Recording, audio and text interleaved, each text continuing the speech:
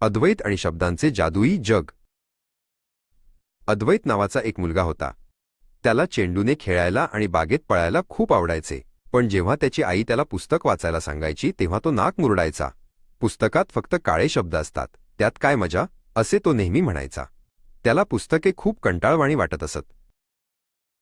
एके दिवशी अद्वैत घराच्या माळ्यावर जुन्या वस्तू शोधत होता.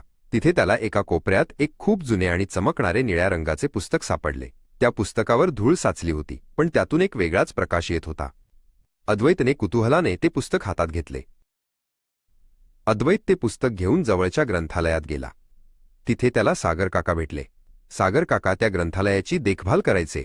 त्यांनी अद्वैतच्या हातातील पुस्तक पाहिले आणि हसून म्हणाले, "अरे वा अद्वैत, तुला तर खजिना सापडला आहे. हे पुस्तक तुला अशा जगात नेईल जिथे तू कधीच गेला नाहीस." अद्वैतने ग्रंथालयातील एका कोपऱ्यात बसून ते पुस्तक उघडले. ते पुस्तक अवकाशाबद्दल होते. जसा जसा तो वाचू लागला त्याला वाटले की तो स्वतः एका रॉकेटमध्ये बसून ताऱ्यांच्या जवळ जात आहे.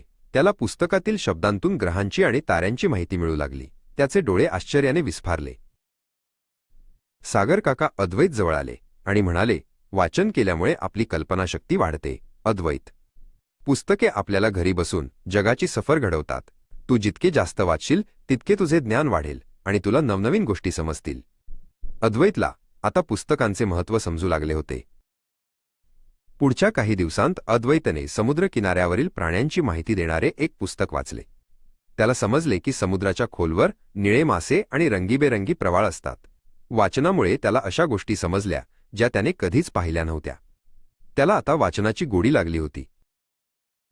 एकदा अद्वैतचे लाकडी विमान तुटले. त्याने ते जोडण्याचा खूप प्रयत्न केला, पण त्याला जमेना. मग त्याला ग्रंथालयातील एका पुस्तकाची आठवण झाली. त्याने खेळणी कशी दुरुस्त करावी हे पुस्तक वाचले आणि त्यातील माहिती वापरून आपले विमान अगदी व्यवस्थित जोडले. त्याला स्वतःचा खूप अभिमान वाटला. सागर काका पुन्हा एकदा अद्वैतला भेटले. त्यांनी विचारले, "काय मग अद्वैत, आता पुस्तकं कंटाळवाणी वाटतात का?" अद्वैत हसून म्हणाला, "मुळीच नाही काका. पुस्तके तर जादूची काठी आहेत. ती मला हुशार बनवत आहेत आणि माझी शब्दसंपत्ती सुद्धा वाढत आहे." सागर काकांनी त्याला शाबासकी दिली. अद्वैतने आता आपल्या मित्रांनाही वाचनाचे फायदे सांगायला सुरुवात केली. त्याने त्याचा मित्र मिहीर याला ग्रंथालयात नेले. "मिहीर, बघ ही पुस्तके आपल्याला किती काही शिकवतात." अद्वैतने त्याला सांगितले. दोघे मित्र मिळून आता रोज नवीन गोष्टी वाचू लागले. आता अद्वैत फक्त खेळाडूच नव्हता, तर तो वर्गातला सर्वात हुशार मुलगा झाला होता. तो सर्वांना छान छान गोष्टी सांगायचा. त्याला समजले होते की वाचनामुळे आपला मेंदू शक्तिशाली होतो आणि आपले मन आनंदी राहते.